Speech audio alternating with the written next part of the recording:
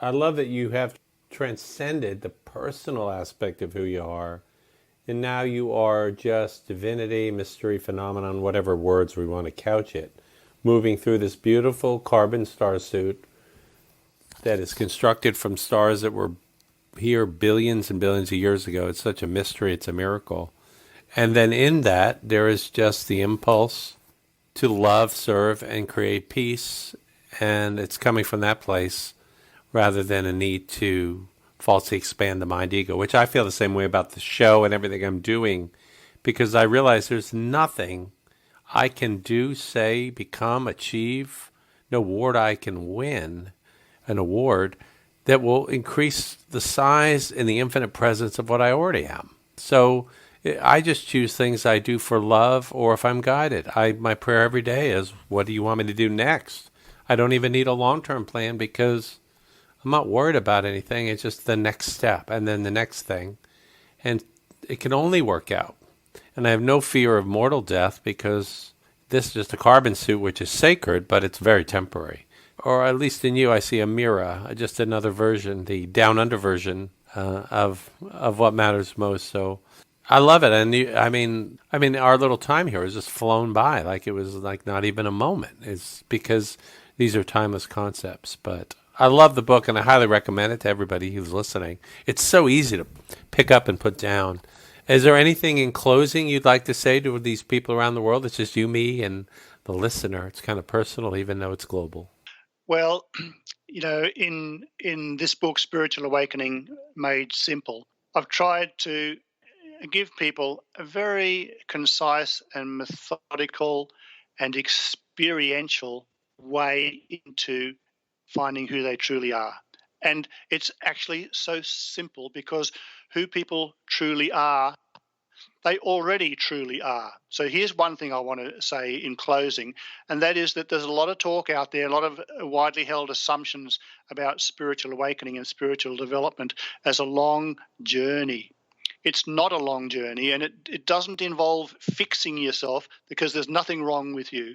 It doesn't involve becoming more than you already are, because this formless awareness that is your true nature, you already are that. There's nothing to create, there's nothing to evolve into, and there's nothing to fix because there's nothing wrong with you. So it's all there. The other thing I want to just say in closing that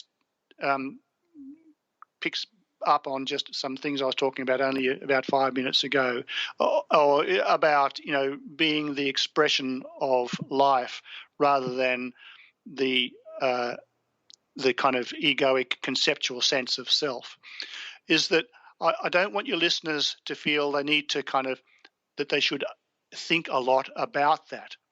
It's easy then to get in a trap. The mind itself can then play a game of trying to, as it were, eliminate the self-concept. In the book, in chapter 7, the second last chapter of my book, I talk about 6 traps that people can and very often do get caught in on this road of self-discovery. The conceptual sense of self, the egoic sense of self, will play all kinds of mind games to keep us identified with the mind and with form, with concepts. So I don't want your listeners to go away with any sense that they need to, as it were, wipe out their individuality. They don't need to. Don't be too concerned about that. Don't let your mind play a game of trying to shut down who you are as an individual. Yes, our individuality in this world is just a provisional kind of construction. You're just saying, Paul, made out of stardust or whatever. But so who we are as an individual, the separateness is an illusion, and yet it is intended to be this way because I need this provisional construction of being an individual to come into the world and play in the world of form. But don't get overly concerned, I would say to your listeners, about getting rid of your individuality. Simply cultivate your presence.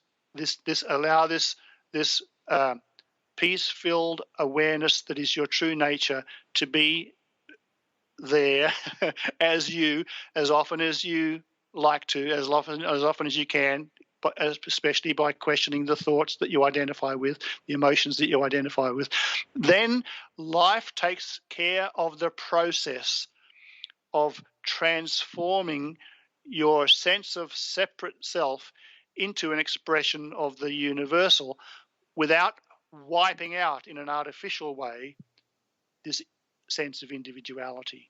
That is just an absolutely excellent final tip. Well, why don't we check in with you and have you come back in a few months too? Because I feel like this is a timeless concept, no pun intended, that can help people anytime. And I really appreciate you coming on today and tonight and just being so fabulous. Thank you. And what you're doing in the world.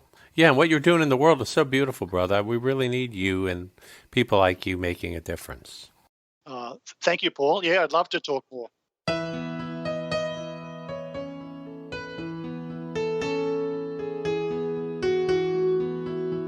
You've been listening to the What Matters Most podcast, a 100% listener-supported program. If you feel inspired, please go to our Patreon page at www.patreon.com/whatmattersmost and join our family.